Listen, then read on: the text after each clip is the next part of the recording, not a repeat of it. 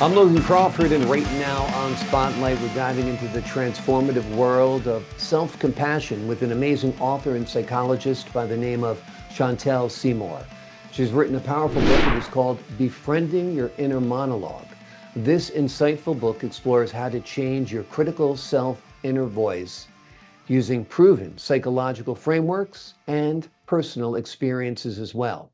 Join us as Chantal shares her journey and techniques for understanding and transforming inner dialogue that shapes our lives. We're delighted to have this very talented author join us here today on Spotlight. We thank the team at Atticus Publishing for helping us put her in the spotlight today. And we ask viewers like you to support authors like her by subscribing to our channel and by purchasing her amazing book, her life-changing book. The links are below this interview. Chantal, thank you so much for joining us here today on Spotlight. Thank you so much for having me. I'm excited for this opportunity to discuss the book. Well, I'm excited to have you on the show. I always say, and I must say it every day, that the most important conversation you have all day long is the one you have with yourself. You can tell yourself you're going to fail and that this is a fixed game and it's not going to work. Or you can tell yourself, I got this, you're good at this, you're going to succeed. I mean, the voices that we put in our head is our own voice, and we need to be careful what we're saying, right? Absolutely. It's so powerful and it impacts so many aspects of our lives. Tell us a little bit about the book, the structure, and what the folks who are reading it will find. So this book it's something that I've been working on for the last 3 years. And the reason why I wanted to publish this is because I know firsthand how powerful this work can be, because when I do my own personal work, this is the framework that I use. When I work with my clients, this is the framework that I use. And so I wanted this to be available to so many people and to give them an introduction to it. So it's laid out. Part one talks about how and why that tiny voice inside originates.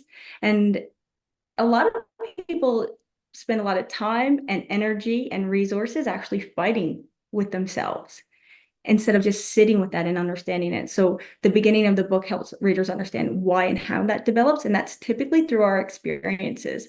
Our experiences shape who we are and how we talk to ourselves. And so it talks a little bit about how my tiny voice originated and the experiences that I've gone through.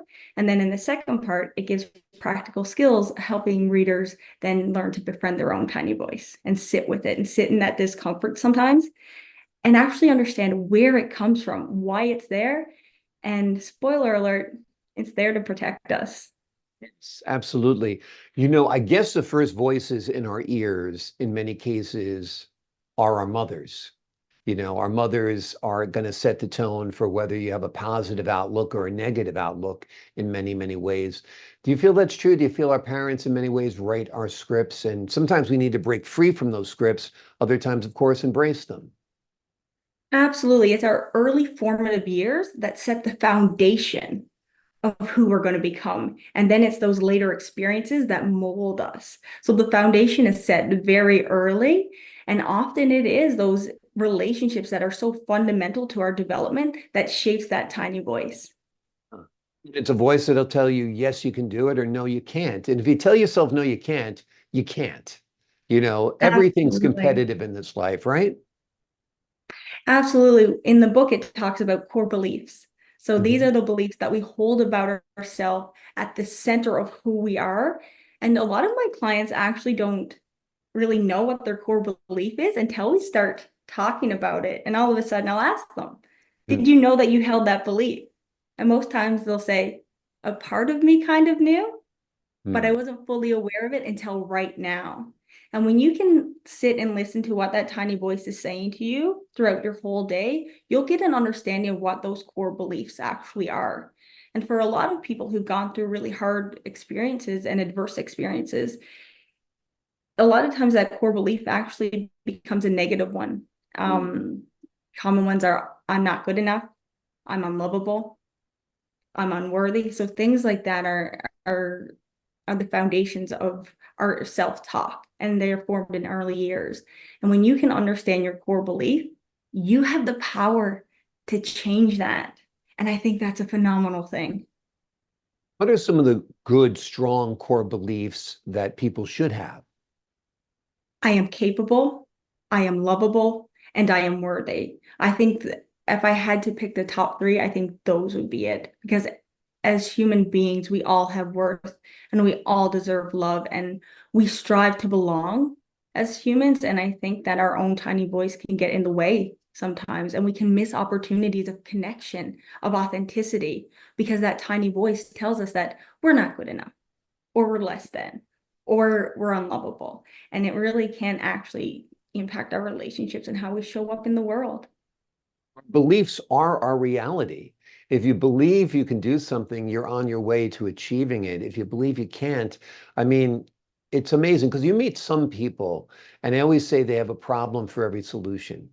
You can give them the pep talk, well, you can do this, you can do that, you can buy this, you can plan to do that. No, but this, it's too expensive, but it takes too long. I mean, the people sabotage themselves and you witness it. And you're like, no, you've got to change the way you view things. You can do anything. Absolutely. And I think that's one of the really interesting things about this framework, because what you're talking about is the reframing of your thoughts, which absolutely, if you can reframe it, that's amazing. But if you have a part of you deep down at your core that believes that you're not good enough, there's never going to be any affirmation that's going to change that.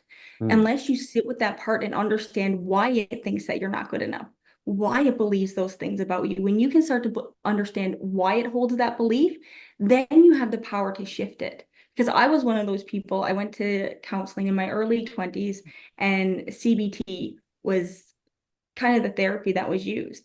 And it was change your thoughts, change the way you show up in the world.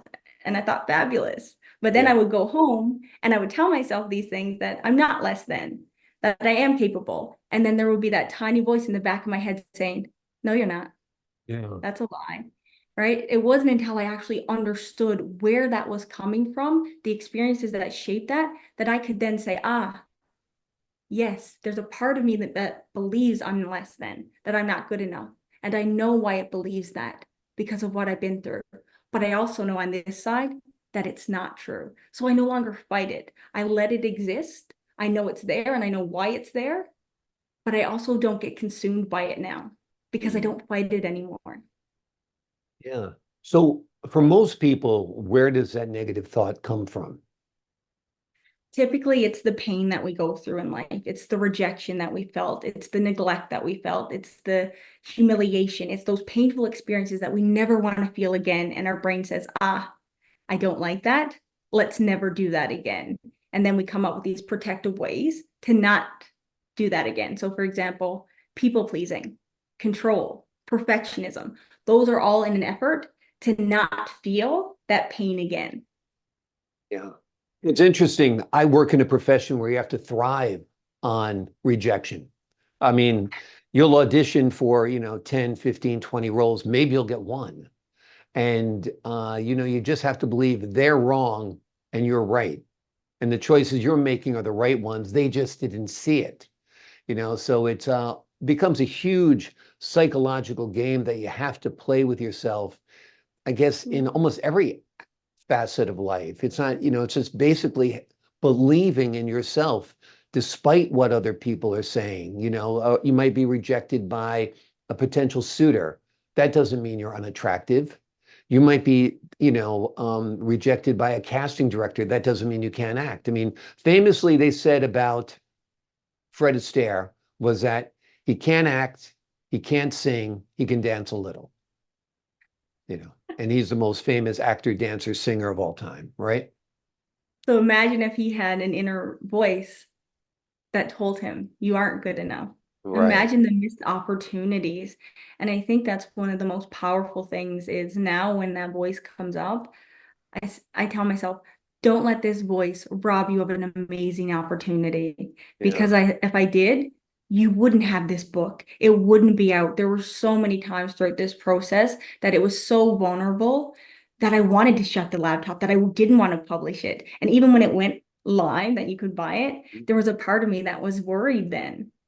And in that moment, it's being able to override that, acknowledge it, understand why it's there, and then override it. And that's where it's so powerful when you can do that. And like I said, I did it for myself. I know this works because I use it in my own life, but I Mm. also use it with my clients, and it's absolutely amazing and heartwarming to see somebody shift those core beliefs Mm. and to see the value in themselves.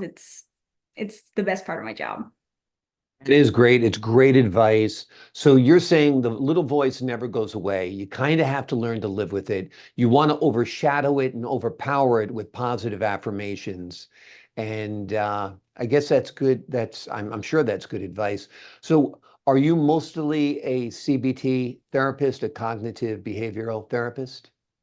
So I use, in the beginning when I meet with clients, I use IFS. So it's called Internal Family System Model. So it talks about how we have a multiplicity to our mind. There's certain parts of us, right? There's a part of me that wants to do this, but there's a part of me that wants to do this. Yeah. And so when you can understand that there's a level of multiplicity to our mind, and you can sit with those parts, and those parts can feel, one part can feel unworthy and another part can feel worthy. When you can sit with both, that's where the power comes in. So I start with the IFS and then I go into the CBT, because I find if you start with the CBT, if somebody believes that they're not good enough, there's no amount of affirmations and encouragement that I can give them to shift that if they feel it at their core. So I help clients understand why and how it developed, and then we lean into that shifting and that reframing.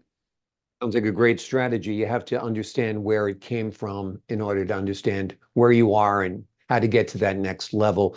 The book is called Befriending Your Inner Monologue. Tell us why you named it that instead of changing your inner monologue.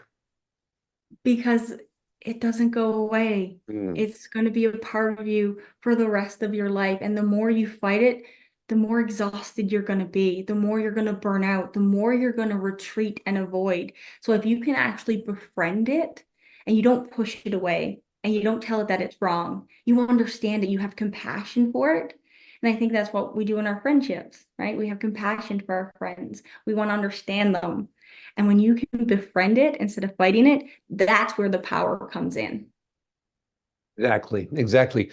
Be as compassionate towards yourself as you are towards others.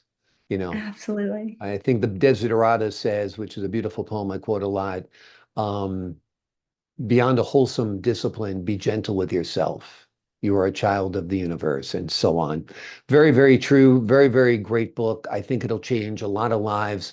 Chantal Seymour's book is called Befriending Your Inner Monologue. It's an insightful book that explores how to change your self-critical inner voice using proven psychological frameworks and personal experiences.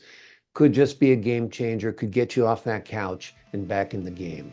Chantal, thanks so much for joining us here today on Spotlight. Thank you so much for having me. It's been a pleasure.